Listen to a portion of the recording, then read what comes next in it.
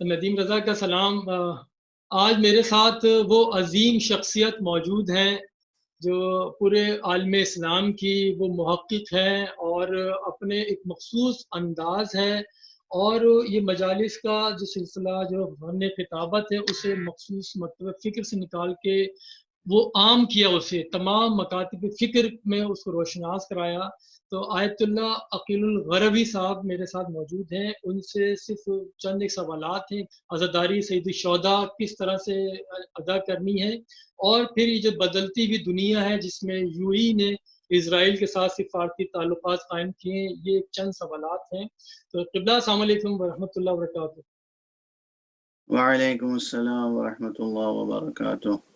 بغیر کوئی وقت لیے میں پہلا سوال قبلہ آپ سے یہی ہے کہ عزاداری سید الشہداء ہم کیسے انجام دیں؟ بسم اللہ الرحمن الرحیم۔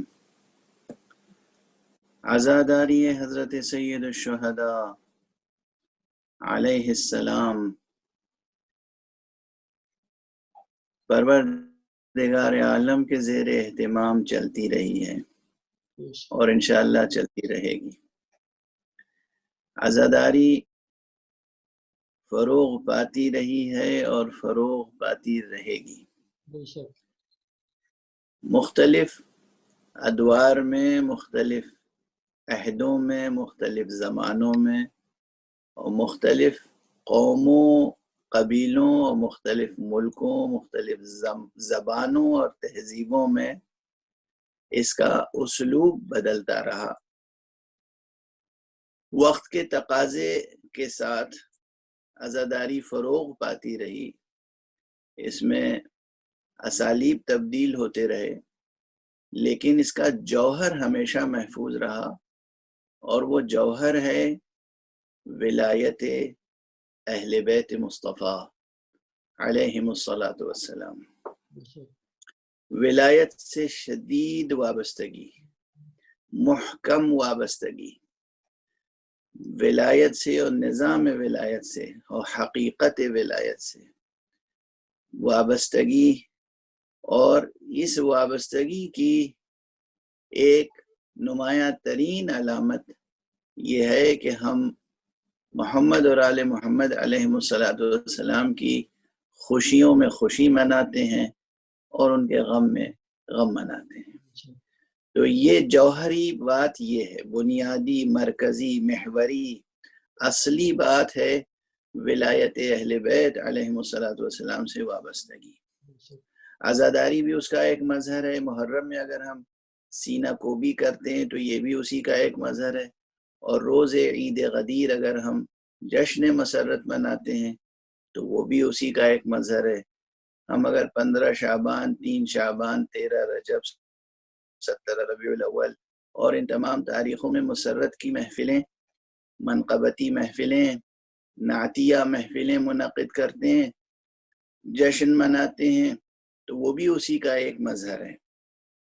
مجالس عزا اور سوگواری کے جلسے، ماتم کے جلوس، یہ سب اسی کے مظاہر ہیں۔ بنیاد ہے ولایت اہل بیت سے محکم وابستگی، ناقابل شکست ربط اور رشتہ اہل بیت مصطفیٰ سے۔ اور یہ کیوں ضروری ہے؟ یہ اس لیے ضروری ہے کہ یہ حکم الہی اور حکم نبوی ہے۔ بے شک قرآن اور عطرت سے وابستگی وصیت خاتم النبیین صلی اللہ علیہ وآلہ وسلم پر عمل کا تقاضا ہے۔ اگر ہم امتی ہیں مصطفیٰ صلی اللہ علیہ وآلہ وسلم کے، اگر ہم کلمہ گو ہیں، اگر ہم نے لا الہ الا اللہ کہنے کے بعد محمد رسول اللہ کہا ہے دل و جان سے، تو محمد رسول اللہ کی وصیت پر عمل واجب ہے، فرض ہے، اور وہ عمل ہے قرآن اور عطرت سے وابستگی، قرآن اور اہل بیت سے وابستگی۔ اس اعتبار سے ولایت اہل بیت فرض ہے، اور اس کے مراتب ہیں، فرض الہی ہے، سنت مؤکدہ ہے، واجب ہے، مستحب ہے، جتنے مراتب ہیں امر کے، تمام مراتب امر کے اعتبار سے یہ چیز معمور بہ ہے اور ہم معمور ہیں۔ ہاں اسلوب بدلتا رہتا ہے اور بدلتا رہے گا زمانے کے تقاضے کے ساتھ۔ اس وقت بھی جو حالات ہیں پوری دنیا میں، اس سے میں یہ سمجھتا ہوں کہ جو روح عزا ہے اور بصیرت عزا ہے وہ اور زیادہ عام ہوگی اور زیادہ راسخ تر ہوگی، اس اعتبار سے کہ پہلے لوگ گھروں سے ایک عرصے سے یہ ہو گیا تھا کہ لوگ گھروں سے نکل جاتے تھے بڑے شہروں میں، اور خاص طور سے وہ شہر جو عزاداری کے مراکز کی حیثیت رکھتے ہیں، جیسے ہندوستان میں لکھنؤ ہے، حیدرآباد ہے، پاکستان میں کراچی ہے، ملتان ہے، لاہور ہے، یہ جو بڑے اور قدیمی شہر ہیں، ان شہروں میں لوگ گھروں سے نکل جاتے تھے اور امام بارگاہوں میں لگاتار مجلسیں ہوتی تھیں، لوگ اس میں اجتماعی طور پہ شریک ہوتے تھے۔ اب یہ وقت آیا ہے صدیوں کے بعد کہ ہر گھر عزا خانہ بن جائے گا پھر سے۔ لوگ گھروں میں، دیکھیے یہ جو در و دیوار ہیں یہ بھی ذکر امام حسین علیہ السلام کے لیے ترستے ہیں،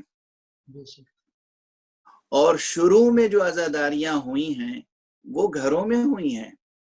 ہمارے ائمہ اطہار علیہم السلام، حضرت امام زین العابدین علیہ السلام، حضرت امام محمد باقر علیہ السلام، حضرت امام جعفر صادق علیہ السلام، رئیس مذہب جن کے نام پر مذہب جعفری کہلاتا ہے، حضرت امام موسیٰ الکاظم علیہ السلام، امام علی رضا علیہ السلام، اپنے گھروں میں اپنے بیت الشرف میں عزاداری کرتے تھے اور اپنے چاہنے والوں کو حکم فرماتے تھے کہ اپنے اپنے گھروں میں چند لوگ اکٹھا ہو جائیں، ہر گھر میں چند لوگ اکٹھا ہو جائیں، 5 آدمی 10 آدمی، 5 آدمی 10 آدمی، اور وہ ذکر اہل بیت کریں، ذکر قرآن و عطرت کریں۔ یہ کلچر اگر دوبارہ پیدا ہو گیا تو آپ یہ سمجھیے کہ بصیرت عزا اور تاثیر عزا اور زیادہ ہمارے نفوس میں راسخ ہوگی اور ہمارے نفوس کا تزکیہ اور بہتر طریقے سے ہوگا۔ تنزانیہ ایک ملک ایسا ہے افریقہ میں، وہاں کھل کے عزاداری ہو رہی ہے، اور بہت سے لوگ 300 350 لوگ اب تک میری اطلاع میں ہیں کہ لندن سے فلائی کر کے تنزانیہ دارالسلام جا رہے ہیں تاکہ وہاں عزاداری میں شرکت کر سکیں، چونکہ لندن میں عزاداری کی اس وقت وہ آزادی نہیں ہے جو آزادی تنزانیہ میں ہے۔ ابھی جو بدلتی صورتحال ہے، اسرائیل کو جو یو ای نے جو سفارتی تعلقات بحال کرنے جا رہا ہے، اسے آپ کس طرح سے بیان کریں؟ دیکھیے میں سیاسی مسائل میں دخل نہیں دیتا ہوں جب تک کہ وہ مسائل بہت زیادہ براہ راست عام انسانی زندگی اور اسلامی اور دینی اور مذہبی زندگی سے جڑ نہ جائیں، اور یہ مسئلہ یقیناً اسلامی زندگی سے جڑا ہوا مسئلہ ہے، اور اس پر ایک ہی تبصرہ ہے کہ یہ جتنے حکمراں مسلم اور عرب حکمراں اسرائیل کے تابع فرمان ہوتے جا رہے ہیں، یہ اسلام اور ملت اسلامیہ کے خائن ہیں، یہ مجرم ہیں، خائن ہیں۔ یہ 2 الفاظ کافی ہیں، اس سے زیادہ میں کچھ نہیں کہہ سکتا۔ دل رو رہا ہے، دل زخمی ہے۔ یعنی کہ جو ممالک بھی ان کی حمایت کرتے ہیں اسرائیل سے تعلقات بحال کرنے میں، وہ بھی مجرم ہیں اور خائن ہوں گے۔ اسلامی اہداف، اسلامی مقاصد اور مسلم امہ کی مصلحتوں کو پامال کرتے ہوئے جو شخص بھی ان کے ساتھ کسی بھی قسم کا معاہدہ کرے گا وہ خائن ہے اور مجرم ہے۔ ہاں کچھ معاہدے ایسے ہوتے ہیں جہاں اسلامی مقاصد محفوظ رہیں، اسلام محفوظ رہے، امت محفوظ رہے، ملت محفوظ رہے، فلسطینی عوام، مظلوم عوام محفوظ رہیں، ان کے حقوق محفوظ رہیں۔ اس کے بعد آپ ان کے حقوق کو محفوظ کرنے کے لیے آپ کوئی بھی معاہدہ کریں، ہمیں خوشی ہوگی۔ لیکن اگر حقوق پامال ہو رہے ہیں، فلسطینی پامال ہو رہے ہیں، مسلم پامال ہو رہے ہیں، انسانی حقوق پامال ہو رہے ہیں، اور اس کے بعد آپ معاہدہ کر رہے ہیں، تو یہ معاہدہ اسلام اور انسانیت دونوں سے خیانت بھی ہے، جرم بھی ہے۔ اچھا، فلسطین آپ نے کہا، جیسے فلسطین کے عوام 48 سے مر رہے ہیں، اپنی جانیں قربان کر رہے ہیں آزادی کے لیے۔ بدقسمتی سے OIC عرب لیگ وہ بالکل غائب ہے، اور پھر ایسے میں ان کا آ جانا یہاں پہ UAE کا، اس کو اسرائیل کو تسلیم کر لینا، تو یہ ایک امت مسلموں میں بے چینی نہیں ہوگی؟ یعنی کہ آپ نے انسانیت پر تجارت کو ترجیح دینے جا رہے ہیں۔ جہاں بھی دنیا میں جہاں بھی اسلامی کاز ہے، مسلم کاز ہے اور انسانی کاز ہے، انسانی مسائل ہیں، وہ مسائل ظاہر سی بات ہے کہ ہمیں فکر مند کرتے ہیں اور ہر ایک کو فکر مند کرتے ہیں۔ اور میرا خیال ہے کہ دنیا میں جو ذمہ دار سیاستداں اور ذمہ دار لیڈر ہیں وہ ان مسائل پر بے چین ہیں، اور یہ بے چینیوں کا سلسلہ جاری رہے گا جب تک کہ انسان کو سکون اور اطمینان نہ مل جائے۔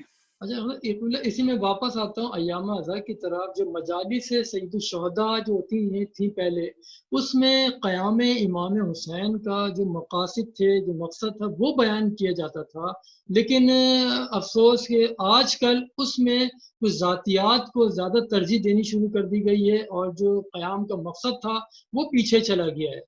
کچھ اس طرح کی چیزیں ہیں، یہ کیا اسی وجوہات کیا ہو سکتی ہیں؟ دیکھیے، یہ مسئلہ بہت ہی مبتلا بہ مسئلہ ہے، لیکن اس کے اسباب بھی کچھ ڈھکے چھپے نہیں ہیں۔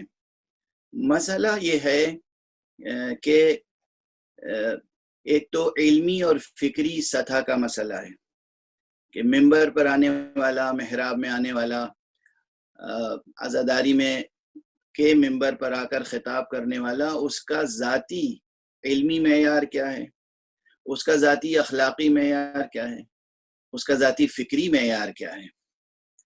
اگر علمی معیار، فکری معیار اور اخلاقی معیار بلند ہے، اور بلندی کا معیار کیا ہے؟ بلندی کا معیار یہ ہے کہ اگر واقعاً وہ تاریخ و سیرت اہل بیت سے آشنا ہے اور اس میں غرق ہے، اگر واقعاً وہ محبت اہل بیت و ولایت اہل بیت میں غرق ہے، اگر اس کے اخلاقیات بلند ہیں، تو پھر وہ چھوٹے چھوٹے ذاتی مسائل کی طرف توجہ ہی نہیں کرتا ہے۔ غور فرمائیں آپ، پھر اس کے مسائل، اس کے بیانات میں وہ مسائل آئیں گے جو انسان کے نفس کا تزکیہ کرتے ہیں، انسان کو بلند کرتے ہیں، انسان کو اہل بیت سے قریب کرتے ہیں اور انسان کو خدا سے قریب کرتے ہیں۔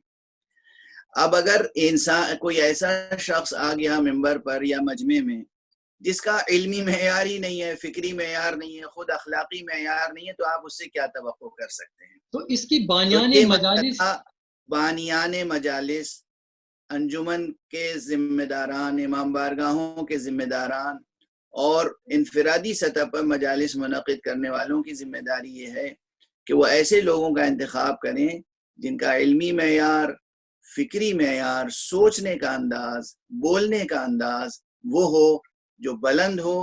اور بلندی کے معنی میں نے عرض کیے، بلند کے معنی یہ ہیں کہ محمد اور آل محمد علیہ السلام کی معرفت میں ڈوبے ہوئے ہوں۔ اچھا، اسی میں اس طرح سے بھی ہے کہ مجالس میں پہلے ایک روحانیت کا عنصر زیادہ ہوتا تھا، اس میں تبرکات بھی ہوتے تھے۔ وہ مقصد مجلس کے اندر ایک جز سمجھا جاتا ہے، مجلس اختتام پہ تبرکات ہوتے ہیں۔ لیکن آج کل جس طرح سے ہر چیز کی نمود و نمائش کو ترجیح دی جا رہی ہے، تو یہ کہاں تک اس میں جو اصل مقاصد سے ہٹ کے ہم ضمنی چیزوں کی طرف زیادہ توجہ دینے لگے؟ وہاں بھی مسئلہ وہی ہے، معیار، علمی معیار، اخلاقی معیار اور فکری معیار کے ساتھ انسان کے باطن میں پائے جانے والے اخلاص کا تعلق ہے۔ مخلص کتنے ہیں ہم؟ اخلاص کا درجہ کیا ہے؟ اخلاص کے بھی مراتب ہیں، ہم اخلاص کے کس مرتبے پر ہیں؟ روحانیت اخلاص سے پیدا ہوتی ہے۔ بہت پہلے میں نے کراچی کی ایک ادبی کانفرنس میں، آرٹس کاؤنسل کراچی میں، ایک جملہ کہا تھا، اور اس کے بعد وہ کراچی سے جو انگریزی کا بہت مشہور و معروف اور بہت معیاری اخبار نکلتا ہے، ڈان، اس نے ایک ایڈیٹوریل بھی لکھا تھا اور میرا یہ جملہ اس میں نقل کیا تھا کہ unfortunately religion has become an industry. Exactly. تو جب مذہب دین انڈسٹری بنا دیا جائے تو پھر اس میں اسپریچولیٹی باقی نہیں رہتی، پھر اس میں اخلاص مفقود ہو جاتا ہے. تو یہ سب سے بڑی مصیبت ہے ہر جگہ، یعنی مساجد سے لے کر امام بارگاہوں تک، اور امام بارگاہوں سے لے کر مساجد تک، گھروں سے لے کر معاشروں تک، معاشروں سے لے کر گھروں تک. ہم جس قدر مخلص ہوں گے، ہمارا رشتہ جتنا مضبوط ہوگا اللہ سبحانہ و تعالی سے، جتنا احساس قرب ہوگا، اور جتنا محمد اور آل محمد کی ولایت میں ہم ڈوبے ہوئے ہوں گے اور بلند ہوں گے، اسی قدر ہم اپنے اندر بھی روحانیت محسوس کریں گے اور ہمارے ہر عمل میں روحانیت نظر آئے گی. تو آپ لیکن کے اگر نزدیک یہ کیسے ہے، یہ جو مذہب جو انڈسٹری بن گئی ہے جس طرح سے، کیونکہ ایام ادا سے پہلے ایک اس طرح سے ہوتا ہے، ریٹس طے ہوتے ہیں، ہر دوسری چیزیں چل رہی ہوتی ہیں، تو پھر وہی بات ہے، خلوص تو نکل گیا، جو روح تو نکل گئی پھر. اب وہ تو میں نے عرض کر دیا پہلے ہی کہ جب انسان مادیت کی طرف چلا جائے تو روحانیت ختم ہو جاتی ہے، اور اس سب کا علاج تزکیہ نفس ہے، زیادہ سے زیادہ معرفت حاصل کرنا ہے، زیادہ سے زیادہ رشتہ اخلاص و مودت کو اہل بیت سے برقرار کرنا ہے. مسئلہ یہ ہے. مسئلہ باقی تمام زندگی کے مسائل پیچھے رہیں اور ہر جگہ محمد اور آل محمد کی مودت کے تقاضے آگے رہیں. یعنی پیغمبر اکرم صلی اللہ علیہ وآلہ وسلم کی وہ حدیث بہت مشہور ہے، صحیح ہے اور تقریباً متواتر ہے، کہ آپ نے فرمایا تم اس وقت تک ایمان میں بلند درجے حاصل نہیں کر سکتے، بلکہ مطلقاً تم اس وقت تک مومن نہیں ہو سکتے جب تک کہ تمہارے دلوں سے میں محمد رسول اللہ صلی اللہ علیہ وسلم، میں اتنا نزدیک نہ ہوں، تمہارے دلوں میں میری محبت اتنی نہ ہو کہ تم اپنی ذات سے اور اپنے ماں باپ و بیوی بچوں سے زیادہ مجھ سے محبت کرو، اس وقت تک تمہارا ایمان مکمل نہیں ہو سکتا. یہ درجہ جب ایمان کا ہو کہ ہم محمد رسول اللہ صلی اللہ علیہ وآلہ وسلم اور پھر ان تمام ہستیوں کو جن سے رسول اللہ نے منیت کا رشتہ برقرار کیا اور منیت کے رشتے کو منکشف کیا، واضح کیا، بیان کیا، برقرار تو تھا. یعنی بضعۃ الرسول فاطمۃ الزہرا سلام اللہ علیہا، امیر المومنین علی ابن ابی طالب علیہ السلام، امام حسن مجتبی سبط اکبر، امام حسین شہید کربلا، سبط من الاسباط. یہ ہستیاں یہ وہ ہیں کہ جن سے ہماری محبت کا معیار یہ ہونا چاہیے کہ ہمیں اپنے ماں باپ سے زیادہ ان سے محبت ہونی چاہیے، اپنی اولاد سے زیادہ اور اپنی ذات سے زیادہ. اس وقت تک ایمان متحقق نہیں ہوگا، اس وقت تک ہم مومن نہیں کہلائیں گے اصلاً. تو ہمیں انفرادی سطحوں پر بھی، اجتماعی سطحوں پر بھی یہ اویئرنیس، یہ شعور، یہ بیداری پیدا کرنی ہوگی جو حضرت ابو ذر غفاری میں تھی. حضرت ابو ذر جندب ابن جنادہ، وہ عظیم الشان صحابی پیغمبر، وہ مدینے میں اور دمشق میں اور بعلبک میں جہاں جہاں جاتے تھے، وہ گلی کوچوں میں والہانہ انداز سے اعلان کیا کرتے تھے، ادبوا اولادکم علی حب علی ابن ابی طالب، تم اپنے بچوں کی تربیت کرو محبت علی ابن ابی طالب پر. تو یہ جو محبت علی ابن ابی طالب کا معیار ہوگا وہ اس سے کہیں مختلف ہوگا جو ہماری رسمی زندگی میں اس وقت پایا جاتا ہے. ٹھیک ہے. اس میں دیکھیں ممبر پہ پہلے علم اور علم کا ذکر ہوتا تھا، کیونکہ باب العلم کے ماننے والوں کو علم ہی ملا کرتا ہے. آج ایک تو اور یہ بھی چیز ہے، دیکھا جا رہا ہے کہ جب ون وے ہو گیا سلسلہ کہ کوئی کوشچن سوالات نہیں ہوتے اس طرح سے، تو پھر جو بھی عالم بیٹھے ہیں وہ اپنا بیان کرتے ہیں، چلے جاتے ہیں. جو تشنگی ہوتی ہے، یہ سوال کا مرحلہ آتا ہے، وہ کہ ہمیشہ اچھے فاضل علماء بھی رہے اور ایسے افراد بھی رہے جو اس بلند معیار پر نہیں تھے. یہاں پر ایک مسئلہ میں عرض کر دوں کہ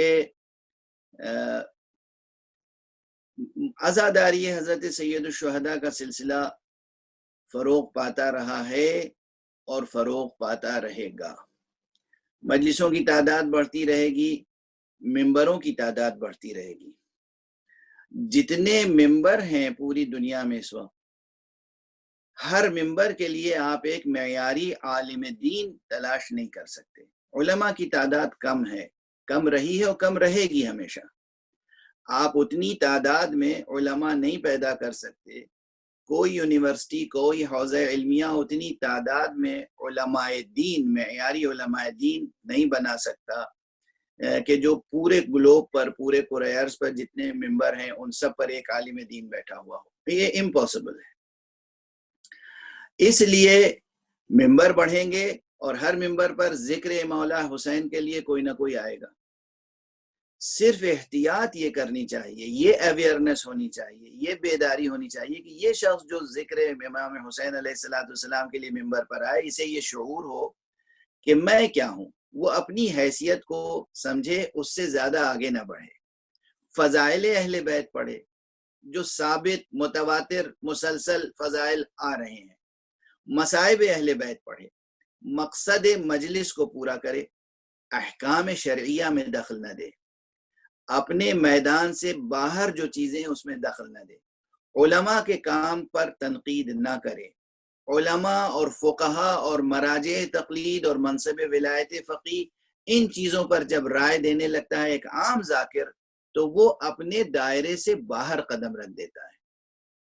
وہ اس کی فیلڈ نہیں ہے، وہ اس کا میدان نہیں ہے۔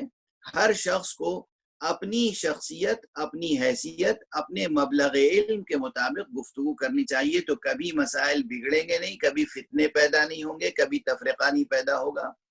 عام ذاکرین کو فضائل اہل بیت پڑھنا چاہیے اور مصائب اہل بیت، اور اس سے زیادہ اس میں بھی احتیاط کرنی چاہیے کہ وہ فضائل اور وہ مصائب پڑھے جائیں جو مستند ہیں، اور اس میں اگر نکتہ پردازی کرنی ہے تو اسلوب بیان معمولی چیز نہیں ہے۔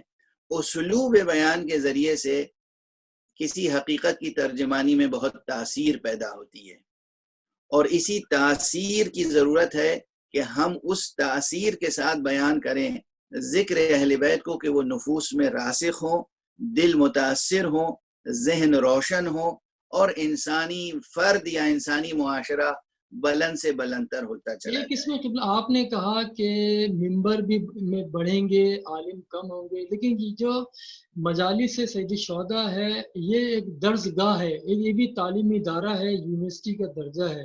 یہاں سے جو میں آپ یہ عرض کروں کہ یہاں جو کہا جاتا ہے درسگاہ ہے، حقیقت میں جب ایک عالم آتا ہے ممبر پر، بے اور شک ضرورت یہی ہے کہ علماء کو بلایا جائے۔ میں یہ نہیں اس کہہ رہا ہوں کہ علماء کو نہ بلایا جائے، پہلی فرصت میں عالم کو تلاش کیا جائے، لیکن جب عالم نہ ملے تو پھر جو شخص ممبر پر لایا جائے وہ ایسا ذمہ دار ہو کہ وہ اپنے حدود سے تجاوز نہ کرے، تو کبھی فتنہ نہیں ہوگا، کبھی کوئی مسئلہ نہیں پیدا ہوگا۔ میں ایک اور پریکٹیکلی دوسرا عنصر جو ہے وہ یہ ہے کہ خود نام گرامی حسین، نام گرامی علی، نام گرامی فاطمہ زہرا، اسم مبارک مصطفیٰ، خود اس میں تاثیر ہے۔ اس اعتبار سے یہ چیزیں اور بھی زیادہ تربیت گاہ اور درسگاہ کہلاتی ہیں۔ جب ہم نام سنتے ہیں یہ، تو اس میں ظاہری تاثیر بھی ہے، باطنی تاثیر بھی ہے۔ کوئی پیغام نہ دے۔ اکثر مجھ سے کہا جاتا ہے محرم کی آمد پر کوئی پیغام دیجئے، میں کہتا ہوں کہ نام حسین خود مکمل پیغام ہے۔ نام حسین مکمل پیغام ہے، بے شک توحید سے لے کر آخرت تک، توحید، عدل، نبوت، مقام ختم نبوت، امامت، ولایت، مقام ختم ولایت اور آخرت، اور اس کے بعد فروع دین میں نماز سے لے کر جہاد تک جتنی حقیقتیں ہیں دینی، وہ تمام حقیقتیں نام حسین کی روشنی میں جگمگانے لگتی ہیں۔ یہ اس میں ہے حسین. ایسا بے شک ایسا ہی ہے. اس میں ایک یہ تھوڑا سا تعلق ایک وہ ہے، ایک پریکٹیکلی وہ ہے کہ ایک آدمی مجلس میں جاتا ہے، اپنے گھر سے نکلتا ہے، گاڑی میں جاتا ہے یا بس میں جاتا ہے، ایک وقت درکار ہوتا ہے مجلس میں پہنچنے کی، امام بارگاہ یا کسی گھر 1 گھنٹہ لگتا ہے. اب یہ تاثر دیا جاتا ہے کہ ثواب کے لیے آپ کو جانا چاہیے، ثواب اپنی جگہ ہے، لیکن آپ جہاں جا رہے ہیں وہاں سے لے کے کیا آ رہے ہیں. اگر آپ مجلس ذکر حسین سننے جا رہے ہیں، وہاں سے اگر آپ کی زندگی تبدیل نہیں ہوتی ہے، ایک لفظ نہیں سیکھتے، تو آپ سب اس میں پھر وہ ثواب کہاں گیا اور علم کہاں گیا. یہ تکرار ہے. نہیں، مسائل کو ذرا خلط ملط کرنے سے بچنا چاہیے. ثواب تو اس نیت پر مترتب ہو جاتا ہے کہ جب آپ کوئی بھی کام بخاطر خدا، قربت خدا کی خاطر، محبت خدا میں انجام دیتے ہیں، محبت اہل بیت میں انجام دیتے ہیں، ثواب آپ کو کا محفوظ ہو گیا. ثواب کے علاوہ بہت سے مفادات اور ہیں، بہت سے مصالح اور ہیں، بہت سی تاثیریں، بہت سے برکات اور ہیں. وہ جو ہیں مختلف عناصر کی وجہ سے کبھی بڑھ جاتے ہیں، کبھی گھٹ جاتے ہیں. جو بھی قدم آپ اٹھائیں گے بخاطر حسین، اس کا ثواب محفوظ ہے. اور جیسا کہ میں نے عرض کیا، نام گرامی حسین، اس میں تاثیر ہے، اس میں پیغام ہے. یہ سب الگ مسائل ہیں کہ ہمیں اس انسٹیٹیوشن کو، اس ممبر کو، اس عزاداری کو اور زیادہ مؤثر بنانے کے لیے، اس کے برکات کو محفوظ کرنے کے لیے، اس کی اسپریچولیٹی اور روحانیت کو محفوظ کرنے کے لیے ہر سطح پر کیا کرنا چاہیے. احتیاط، مذہبی دینی احتیاط کیا کرنی چاہیے، اپنے اخلاص کو کس پیمانے پر رکھنا چاہیے، اپنے ایمان کو، اپنے اسلوب بیان کو، اپنے الفاظ کو، یہ چیزیں کاؤنٹ کرتی ہیں. تو جب آپ کوئی بھی قدم اٹھائیں گے بخاطر حسین، اس کا ثواب ملے گا.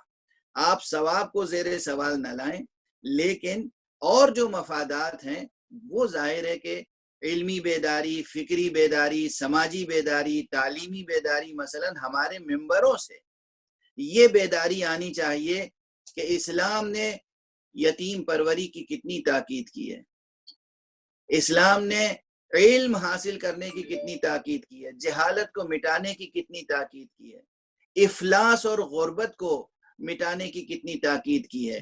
یہ پیغام بھی ممبر سے آنا چاہیے.